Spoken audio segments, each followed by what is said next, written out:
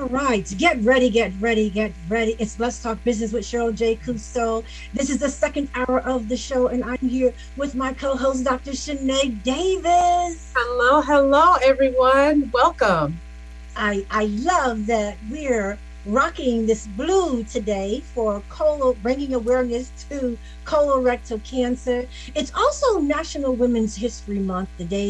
The International Women's History Day was on yesterday, and we are so excited today because we have two young ladies on our show, two women who are doing their things and making an impact on the communities in which we live and with the companies they support. Our sponsor, Moffitt Cancer Center. A special shout out to Moffitt Cancer Center, to one of our colleagues, Dr. Clement Gritted, who has been here with us for the last 2 years in helping us to understand the importance of screening. So we have a great show for you today. Let me share who these two women are since we're honoring Women's History Month.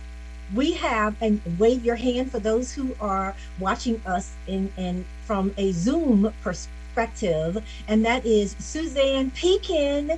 She is proud to be the Senior Health Education Specialist for Moffitt Program for Outreach, Wellness, and Educational Resources at Moffitt Cancer Center. She is passionate about creating educational programs and materials that will further cancer prevention and promote health equity within local communities. Suzanne is also an ACE Management Specialist, a certified Met Pilates and Zumba instructor, and a Florida Board Certified Community Health Worker. She is currently pursuing her MA. Kudos and welcome to the show, Suzanne. Thank you so much for having me. It's a pleasure. Awesome. And her co-host today, another woman as we celebrate National Women's History, is Maria Velazquez-Santiago. I love this, and I'll have to tell you a story about the University of Tampa too. She is a University of Tampa undergraduate student obtaining her bachelor's degree in public health. Currently, she is serving as a research trainee at Moffitt Cancer Center with the infamous Dr. Clement Whitted, and is assisting with the facilitation of the Screen to Save Colorectal Cancer Educational Initiative. At the University of Tampa, she serves as Edison Gator Chapter President and is a mentor with the Public Health Students Association. Welcome to the show, Maria. Thank you so much. I'm super excited to be here and be able to give this information to y'all. Well, we're excited to see and listen and hear this information. Let me take this opportunity to remind you, this is National Colorectal Cancer Month. Our theme and our hot topic today is CRC, Get Screened. And our guests will tell you more about that. And of course, our in-house guru specialist, Dr. Sinead Davis. So for those who are joining us live on your Facebook, please like and share this information, because this is information that you want to share with your entire family, your community, your church, and all that's involved. Dr. Davis, Hello. have a lot in store for us, but you have the mic. Thank you so much. Today, a little bit, I may switch out to another medium. Okay. So, but thank you again. We want colorectal cancer awareness. Minority Dr. community. Davis, we are going to have to switch you out because there is a delay. And so we'll give you the opportunity to change devices as we continue our conversation with, let's see if she's back on track. Ooh. If you guys remember last year when we had Dr. Whitted on the show, he too, Suzanne and Maria, is very, very passionate about his research and the number of years that he has been at the Moffitt Cancer Center. So you all bear with us until we can we're still in pandemic, we're still navigating around trying to make this world of technology work for us. Even though we've been in the pandemic, we have yet to miss a show. And we will not, and we will get this one on point as well, because there's some critical information that we want to share with you. Let's check back in with Dr. Davis and see if we've got her back and live and in sync. Dr. Davis? Hello, hello. I think I'm up and going now. You are. Awesome. Well, it is Colorectal Cancer Awareness Month, and again, we thank everyone for joining us. As there are many health disparities in the African American community, we likewise see that is the case with colorectal cancer. We experience the same amount of colorectal cancer, but the intensity is more so in terms of the rates of mortality amongst us. But we are seeing that more younger people are experiencing colorectal cancer, and those levels are more aggressive. Most recently, you may remember Black Panther, Yes. Chadwick Boseman. He died at age 43 of colorectal cancer, and he was suffering and having treatment all the while we were enjoying the fabulous movies and Marvel shows with him being a part of those things. Colorectal cancer screenings used to start at age 50. Now they're at age 45. And when you have a family history of colon cancer or you're African American, we should be screened even sooner. We have two fabulous guests on today as a part of the Moffitt Cancer Center Empower program, Miss Maria Vasquez and also Miss Suzanne Peikin. Did I pronounce that correctly? Peikin. And they're going to tell us some statistics, some more current statistics on colorectal cancers, risk factors, about the program, and how we can get involved and help to make our community more aware for screening. So Suzanne, tell us about this program. Absolutely. Thank you, Dr. Davis. And you hit the nail on the head when you were talking about the health disparities. Generally, colorectal cancer is actually the second most common cause of cancer death in the United States, with men and women combined. And in their lifetime, about 1 in 23 men will be affected by colorectal cancer, and about 1 in 25 women will be affected by colorectal cancer. So it is quite possible that you know somebody who has had an experience with this disease. And as you brought up Chadwick Boseman, who we lost before he was able to give us even more beautiful things. But we have other people that you may know. So like Dr. Ibram X. Kendi, who's a wonderful historian and author, he had stage 4 colorectal cancer and is cancer free right now and is surviving. And he's another figure that we know of who's fighting against colorectal cancer as well. So the health disparities that exist, as you spoke about, they do affect the Black and African American community strongly. We see that there's about, according to the 2022 to 2024 facts and figures by the American Cancer Society, the report for African American and Black community members, that this community has the second highest rate of developing colorectal cancer in the United States. And the death rates are unfortunately 44% higher in Black men and 31% higher in Black women as compared to whites. But we can do things to change these numbers.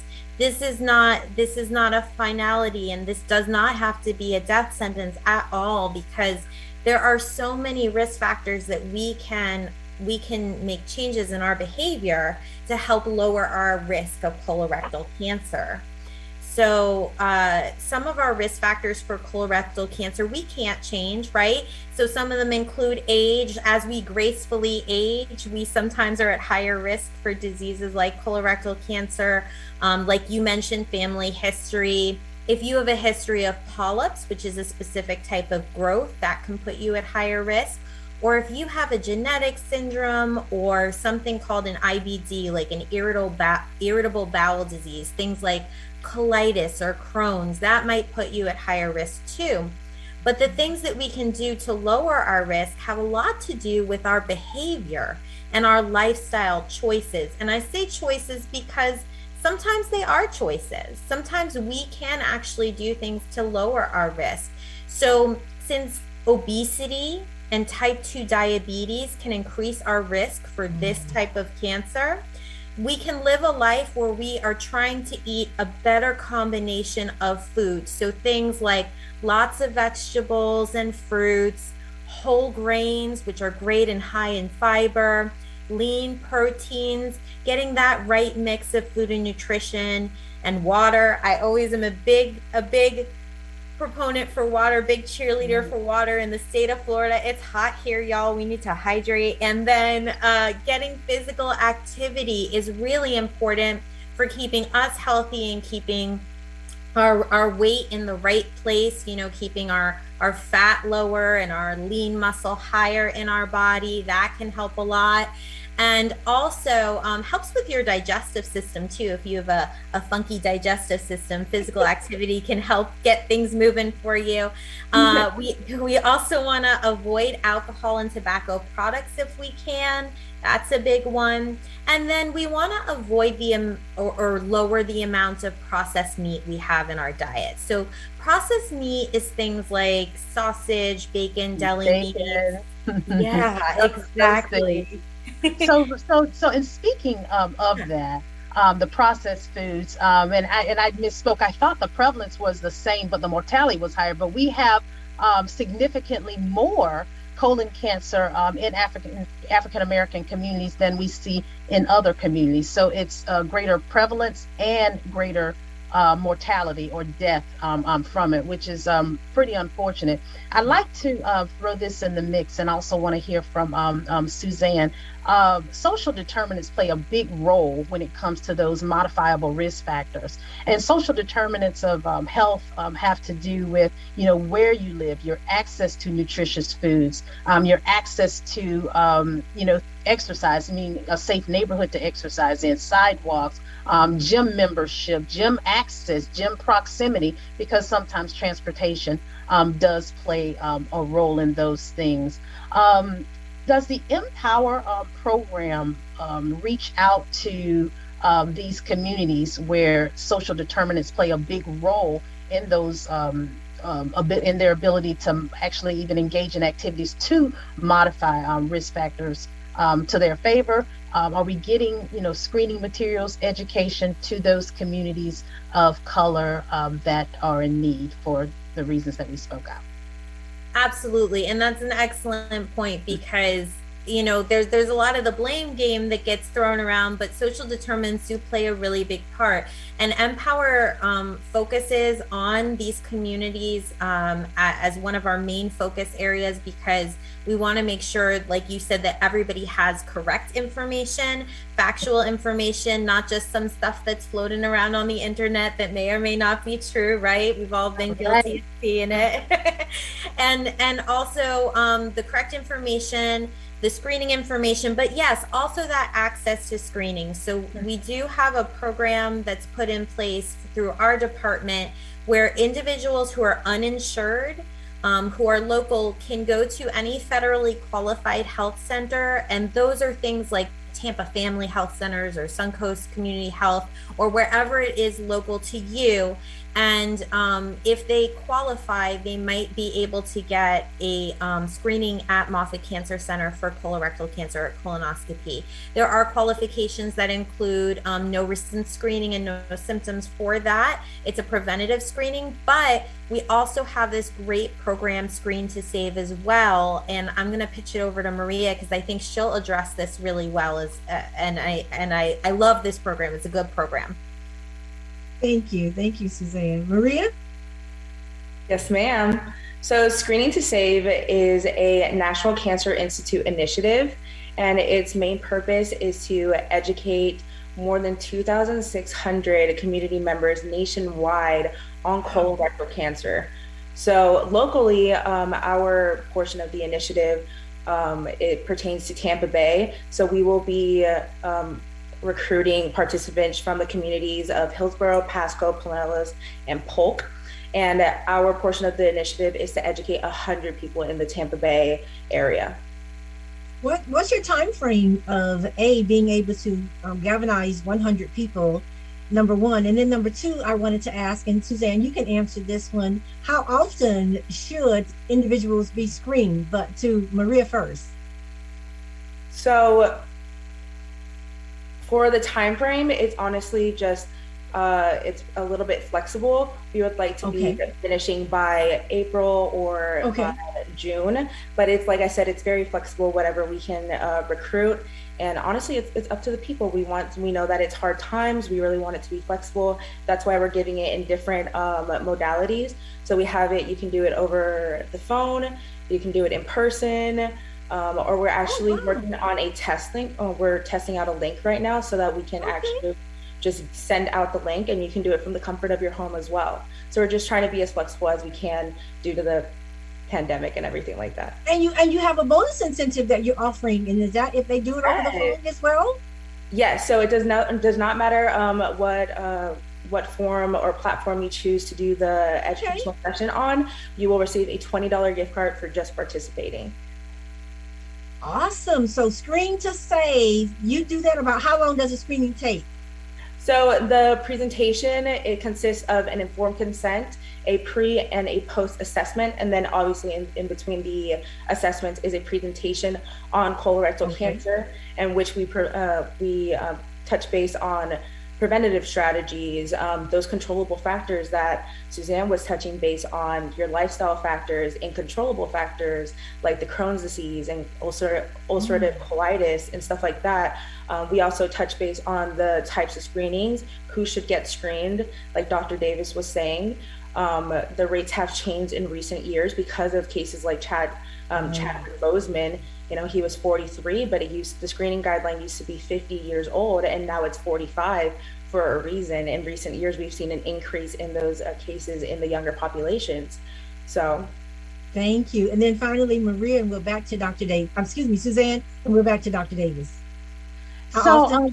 That was wonderful to hear that the screening programs encompasses all of these factors with the recent information about younger people being impacted by colorectal cancer. What is your inclusion criteria? And can you tell us about your African American representation in your recruits thus far? So we are actually, our inclusion criteria is anybody that is English or Spanish speaking. Because we are able to give the presentation. I am bilingual. I am able to present the presentation in either language. And the key is we have it open to anybody that either has had previous screening or has not had previous screening. We have not shut that down or anything. We have kept it as flexible and as open as we can to participants. But our key is that the age frame of 45 to 75 and that you do live in the Tampa Bay counties of Hillsborough, Pasco, Pinellas, and Polk. Wonderful, wonderful. And thus far, given that the impact of colorectal cancer in our communities, have you had good luck in recruiting African American participants? We have. It honestly just depends on where we do recruit. So right now we are focusing more on churches. Health fairs have been really good. So it just depends on the demographic of the church, of the health fair that we have, but we have had a really good diverse turnout of demographics. Well, that's wonderful. Well, I have a clinic called Your Best You Personalized Primary and Diabetes Specialty Care. It's in North Tampa. I see, most of every demographic, but to that end, I can, as well as other healthcare providers, we can also assist in this recruitment. I think it's very important that minorities are screened, and I want to do what I can to help get the word out about this screening program, and also to make sure that we have a sufficient amount of African American representation in these studies. I've always said, Cheryl and Suzanne, that and Maria, that to have Moffitt Cancer Center, a NCI Cancer Center right here in our backyard. This is the basis. The research is the basis upon which guidelines are set. And if you don't have African American participation in these research studies. Certainly, we can generalize findings to our general community, but if there is something unique in the research that can lend more credence, that can help target treatment modalities, or just have us give a new direction, or look into a new direction as to why such is the case in our community beyond the social determinants. The only way that we can come to those determinations is if we have participation and representation in the initial research. So I want to play my part in that, and we want to do what we can to help get the word out to other healthcare providers as younger people are actually engaging in primary care and preventive care. Absolutely. And thank you so much for your support. And I totally agree. The world is not one race. Research should not be either. We need information on all demographics and all minorities. So absolutely. And thank you so much for your support on that. Awesome. So the Tampa Family Health Center and other federally qualified community centers, tell us about how that's going. It's going well. We're able to get referrals directly from the healthcare providers that are seeing uninsured patients and coming directly to our clinic and being screened directly through our clinic.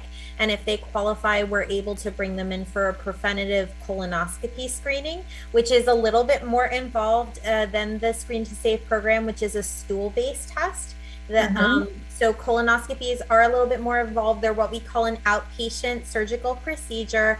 The patient is not awake during the procedure. I know that a lot of people have some fear surrounding colonoscopy screening, and that's normal. I'm sure everybody's heard a story about somebody who's had a colonoscopy. I've had 2 colonoscopies and 3 endoscopies and lived to tell the tale. So I am here with you today to tell you it's actually not the worst test I've had. I'm just going to be very real about that. But it can make people uncomfortable. But the real situation when we talk about colonoscopy is that if we had screening when we were advised to, so whether that's based on our risk level or our age level, if we went by our healthcare provider's recommendation for screening, at least half of the cases of colorectal cancer wouldn't even happen. We'd catch them before they turn into colorectal cancer.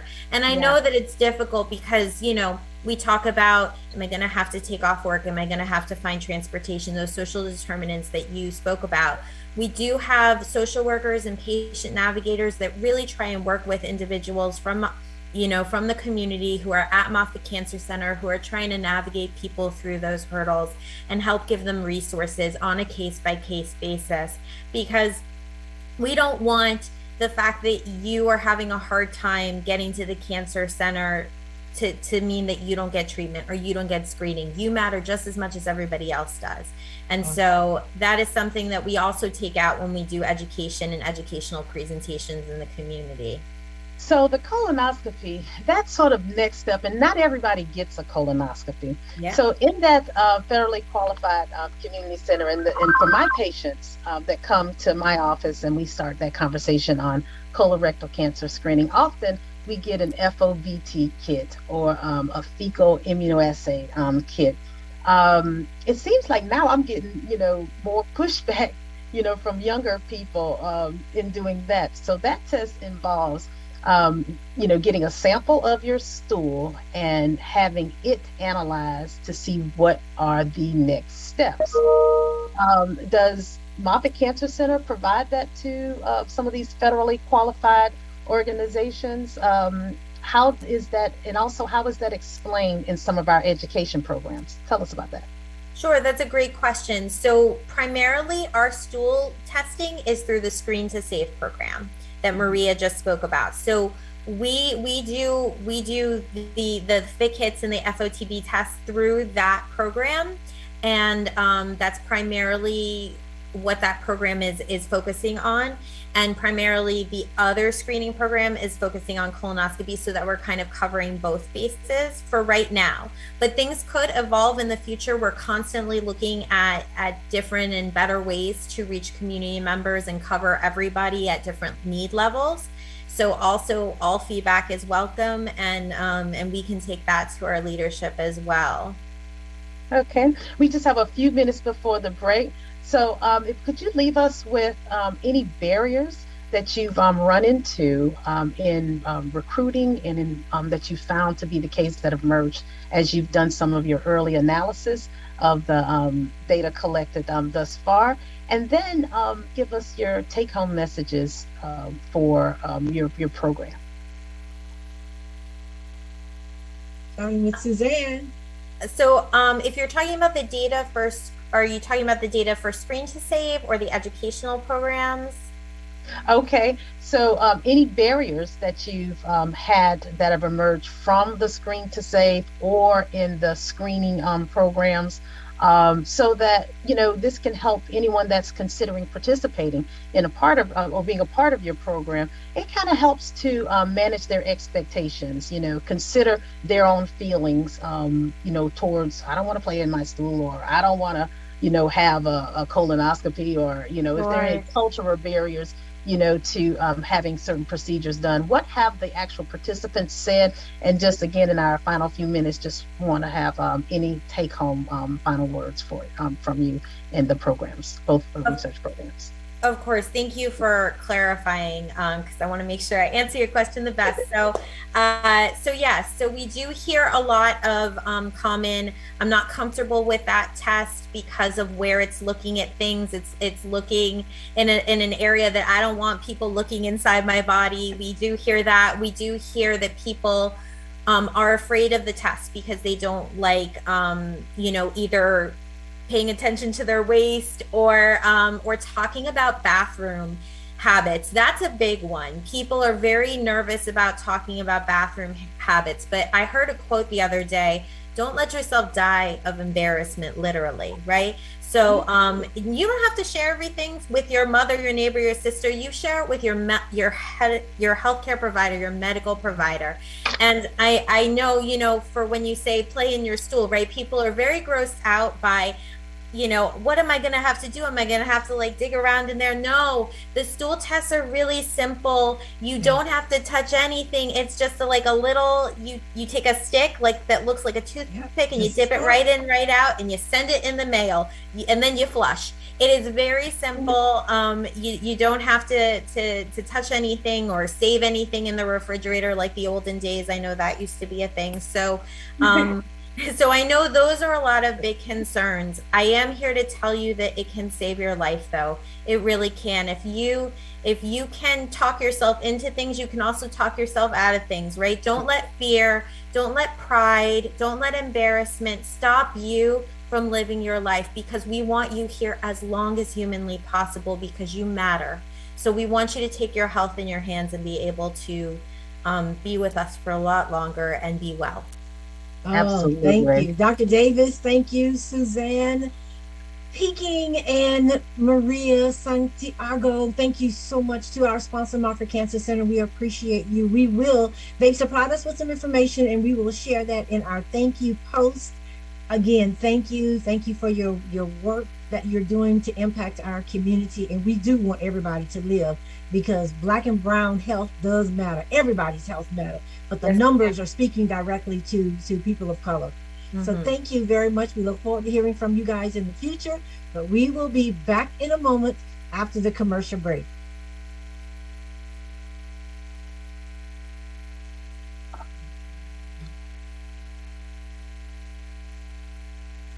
Cancer affects everyone, but minority populations are often hit hardest. Moffitt Cancer Center is working to address the barriers that keep some groups from getting the care they need. African Americans develop cancer at a younger age, have more aggressive cancers, and experience worse outcomes than the general population. While cancer treatment is evolving with precision medicine, who is being left behind? We know for many decades that some groups experience a greater burden of cancer than others. We can prevent it, we can detect it early. It's very beatable when we find it early. I have worked with cancer patients during their treatment. All cancer patients have courage. So my treatment was about 18 months. I had 3 cancers and 7 surgeries. But my son told me, Mom, you're the strongest person that I know. Moffitt saved my life. During COVID-19, Moffitt is a safe place for your cancer care. Call now to schedule an appointment. Strong, beautiful women take charge of their lives, and it starts with learning the facts. Did you know that most women diagnosed with breast cancer have no known risk factors or family history, and it's more deadly for Black women than any other race or ethnic group? But it doesn't have to be. If you're over 40, regardless of your race or ethnicity, you need to get a mammogram every year.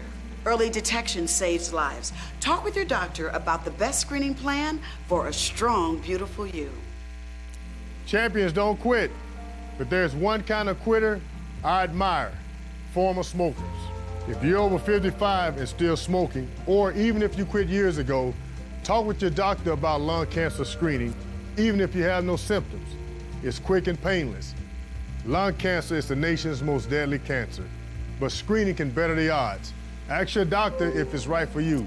Together, we can be champions over cancer.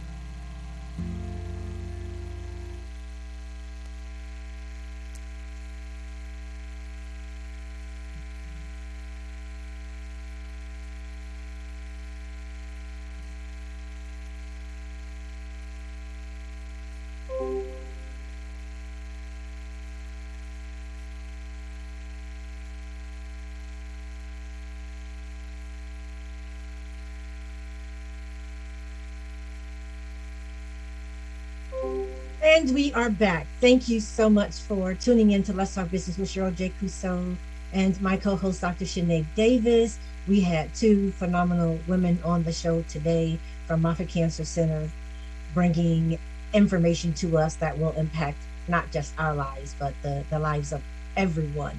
And that's bringing awareness to Colorectal Cancer Month. And of course, we got our in-house specialist in that of Dr. Davis, who we appreciate. So again, another shout out to Suzanne Peikin and a shout out to Maria Santiago. Now, Dr. Davis, the stats, and we reiterated those stats today. They're stunning, but yet almost scary. Yeah. You know, Cheryl, can you hear me okay? Yes, hear you fine, yes.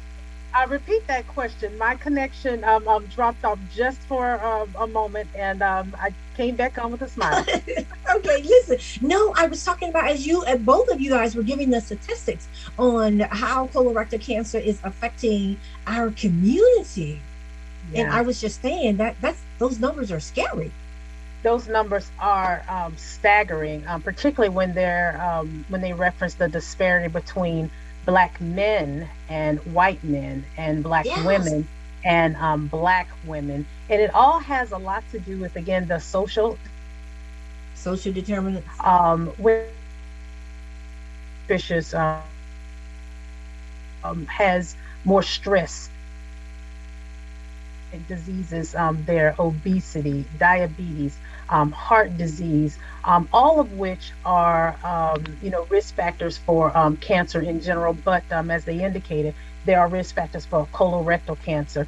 Those conditions are pro-inflammatory, and those are all likewise the reasons that African Americans had more mortality and had worse outcomes when they were infected with COVID-19.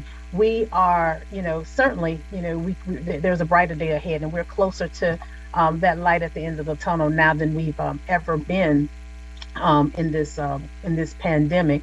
But COVID was something that caused exaggerated internal inflammation. And African Americans, where the prevalence of those chronic diseases were there, those conditions, the obesity, the diabetes, the heart disease, all of those things are already, pro-inflammatory. So once you have someone that's already in that condition, infected with COVID-19, again, that's why the outcomes were as they were, in our community. When we talk about prevention for COVID-19, she mentioned how certain foods, bacon and prevention for colorectal cancer. Prevention for, I'm sorry, what did I say? COVID-19? Yes. COVID-19. COVID brain. Oh my goodness. But when we talk about colorectal cancer, risk factors for such include, intake of processed meat, bacons and jerky and sausage and things that contain nitrates and, that have a little age, on them, or even like bolognas and things high in sodium, or meat that comes out of package. All of those things increase our risk, and they also a part of budget eating. I took time, by the way, Cheryl, to see what we can do and what resources we can afford our community and our listeners right here in the Tampa Bay area to get around that. And we want to make sure that we post some of that when it comes on time after the show. Absolutely. Because of the pandemic, we started to become aware of food banks and places that we can get vegetables, fresh fruits and vegetables, because fresh food is expensive. It's expensive. So food banks is a place that we can get fresh fruits and vegetables. I'm on the board of YMCA. YMCA has something called Veggie Van that goes out to our neighborhoods that have that are most resource depleted. The Veggie Van gives out bags of groceries. It does contain lots of fresh fruits and vegetables, and also recipe cards. Those recipe cards are actually from the American Heart Association to give you, various ways to prepare and more nutritious options, to, put on your plate. Sometimes we're always doing the fried chicken. Lord, forgive me for being, so stereotypical, but fried chicken and, macaroni and potatoes. It just is what it is, etc. But we can prepare foods that are different. We can prepare foods that are tasty, that don't contain so much salt and fat and processed, items for the benefit of our health overall. So we want to make those resources aware. Yeah, and I know you sit on the board, and so I've learned about this information through you. But how often are they going through the communities, and can you pinpoint like specifically places in East Tampa, West Tampa, or? Well, the Veggie Van goes out by one of our community schools is the Sulphur Springs Community. School. So that's a place there, but they also go as far as Waimama. The Veggie Van and YMCA picked the spaces that they go to based on a community nutrition and health survey that goes on all over Tampa. And they make that report every 2 years. And in those minority communities, in our minority communities, where we see more obesity, where we see lower opportunities for exercise or lower participation in exercise, low access to health care, they actually go so far as to interview the participants in the areas to see on average how many servings of fruits and vegetables do you take in. And with the data collection, they were able to correlate. We see more heart disease coming from this area. We see more use of emergency facilities coming from this area of town. And it just so happened to correlate with obesity, correlate with low produce intake. So Veggie Van was a way to mitigate those issues and hopefully, impact for the better those social determinants of health that, impact our community health dollar in the Tampa Bay area. Well, Dr. Davis, I think we're in deeper trouble because, and in my household, and just in talking to family members and church members, as a result of the pandemic and with us being at home for almost a year and a half, in some instances or situations, that many people, not just in our community, have then now gained weight as a result of it. I mean, we started hearing about the COVID-15, but I think it's escalated and doubled. And so to hear you say that, and you're talking about, when you start talking about pro-inflammatory type diseases and conditions, we stacked the deck even higher now. It's why we are at much higher risk. So the COVID-15 is one thing, but not everybody, it didn't impact our community as African Americans ubiquitously. It didn't even impact, Tampa or other minority communities, ubiquitously, because the way, out of COVID-19 was to get outside. So I think and I could be wrong. I haven't looked at any data. This is my, my visual analysis of variance and clinical. Well, that's because Dr. Davis has been outside, and you all sample that comes in the office. Some people got outside and actually were more active and lost weight because they didn't want to be inside, and also they couldn't afford to eat, certain things. Some people stayed inside and they ate, more. That actually had the means to make better decisions because they were able to work from home. So it wasn't necessarily an income, social determinant, issue with the COVID-15. Sometimes the fewer resources that you had, the more likely you were to get out and move around because you couldn't afford the gasoline. You didn't, have a kind of job that afforded you the option to work from home. Sometimes those people actually lost more weight, and it was people who had the ability to work from home that stayed inside more and gained the 15. All in all, this is colorectal cancer awareness month. Young people, thin frame, large frame, COVID-15 or what have you, we still need to be screened because the risk factors are out there and more young people are affected. When we know sooner what our risk is, the state of our colon, we have more options to treat and manage it. Well, Dr. Davis, that was one of the questions for Suzanne, but how often, especially in our culture, how often should we be screened for CRC? A great question. In general, the rule of thumb is every 5 to 10 years based on the findings. Sometimes if they find polyps, which are pre-cancerous, those are cells that have the potential to develop into something else. That's why the gastroenterologist doing the screening typically goes ahead and take those out. If they find something like that, they may even recommend a 3 to 5 year rescreen window.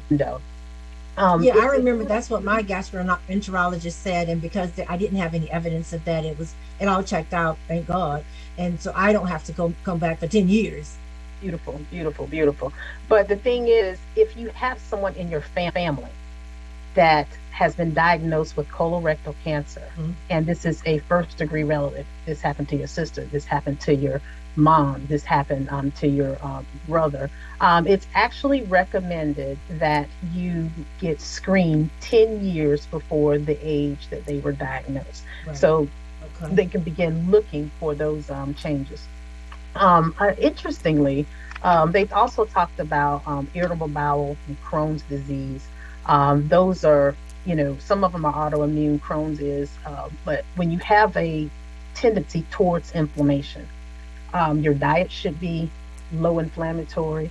Your lifestyle should be low inflammatory, which means stress management, because stress in itself can promote inflammation, thereby increasing your risk for that abnormal cell formation and colorectal cancer development.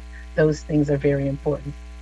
Well, I'm glad you mentioned the stress component, because one of our new sponsors, Reach Up Inc., they will be joining us on the show, and they are going through right now one of their stress management workshops. And so we've been posting that with our weekly e-blast. So we're looking forward to having them come and join us on the show. But I'd also like to hear more about the veggie van. Perhaps we can have a representative come and talk to us about that. What makes up that whole packet that they're delivering to a particular community. And if a church or another group would like to participate, I know at my church, and you guys may be doing it, we've opened back up. Our food pantry is opened back up. And so we do, not a lot, but we do get to give them fresh fruits and vegetables. And as well, we have a clothes closet, and that has opened back up. So to speak to what the YMCA is doing, I know you've got some other resources that we are anxiously waiting to hear from too. Anything that's going to help us beat this or be proactive and just getting screened. Absolutely, absolutely. I want to pivot a little bit in this last part of the show that we have, Cheryl. You sent to me a segment from the Today Show. Yeah. These young people from Emory University, young African Yes. American students that likewise were touched by the early death of Chadwick Chadwick Boseman. Boseman. And Absolutely. they started out, I watched it, and it said they started all with, selling T-shirts that said not just Black Lives Matter, but Black That Health matters. Matters. And this is the Black Health Network. These are young, Yeah. college students. I can't remember if they were, grad students or, just medical students, undergraduate.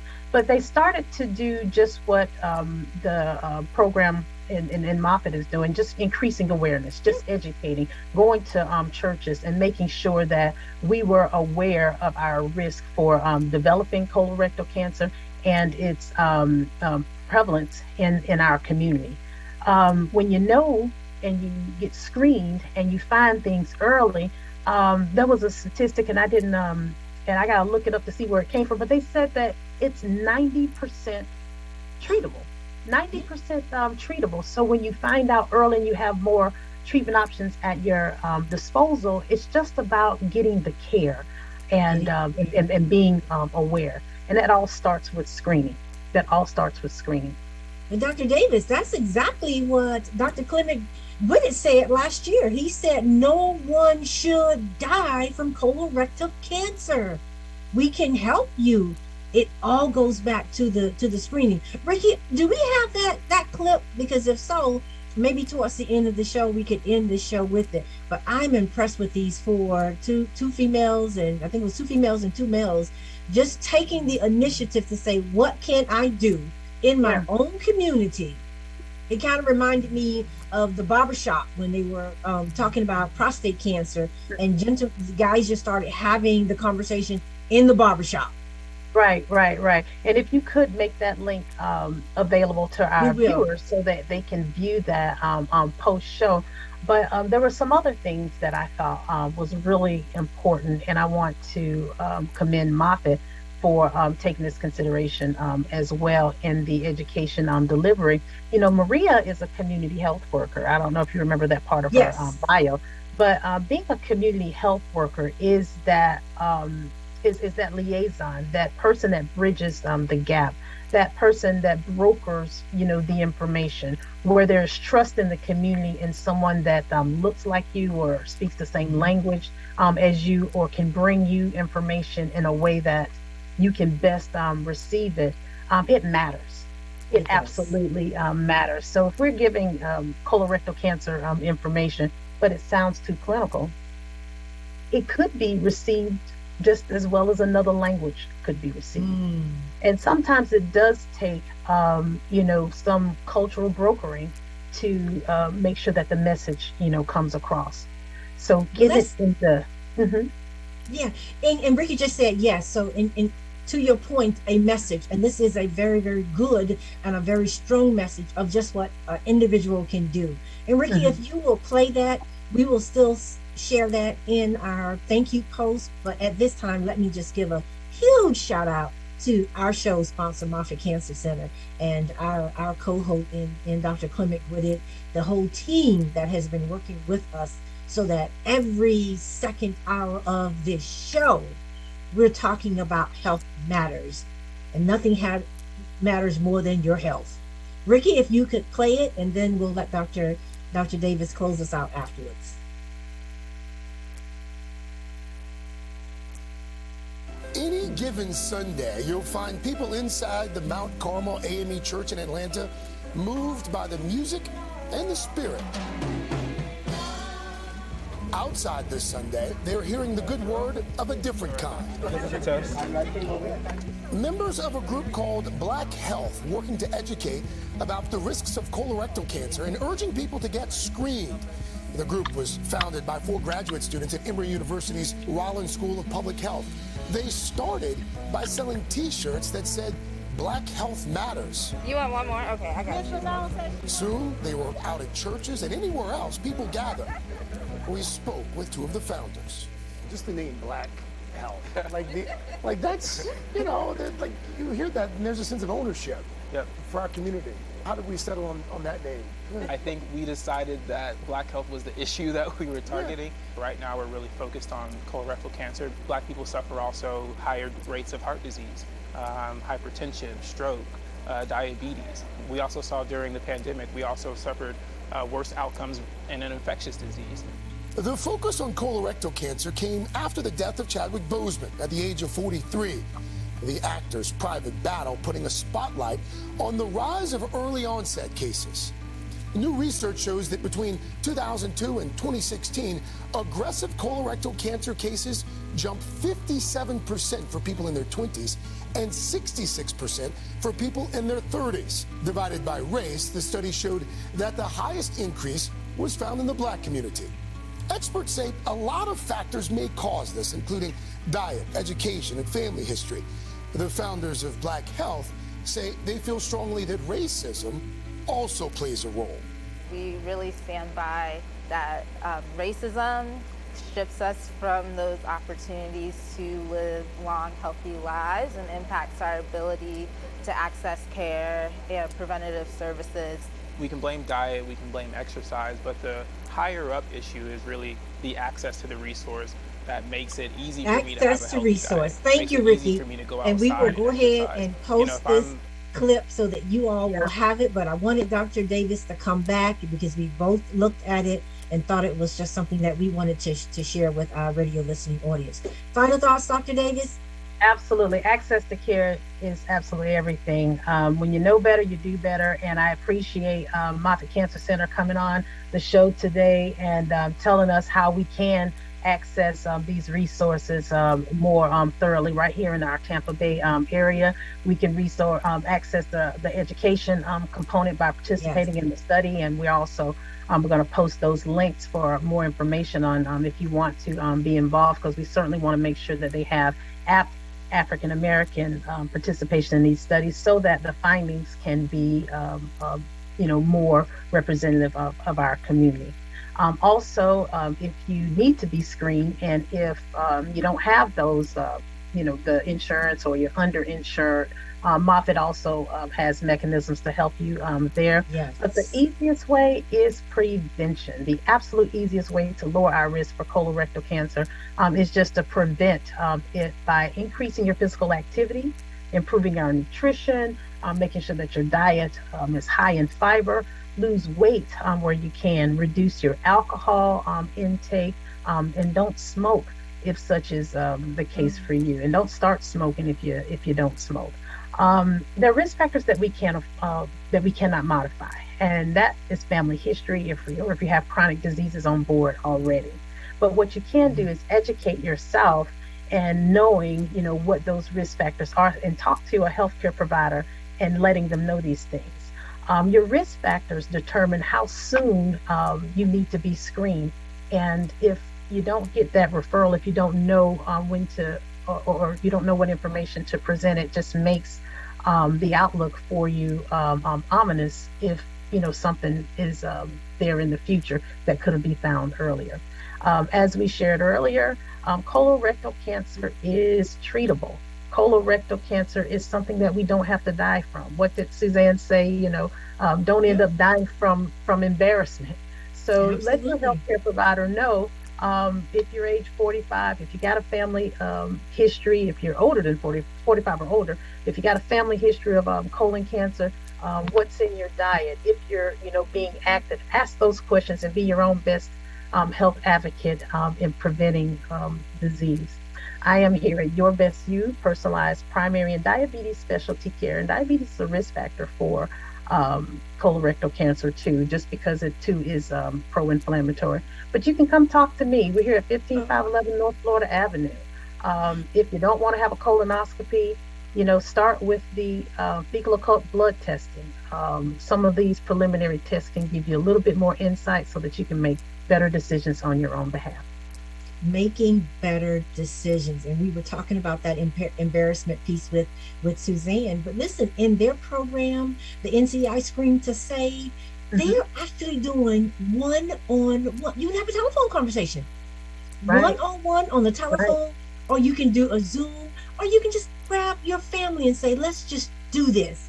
How about we get together, we schedule a Zoom, and have Moffitt just come in and talk to us about these risk factors, because they're very, very important. But this is for you, Dr. Davis. It's Women's History Month.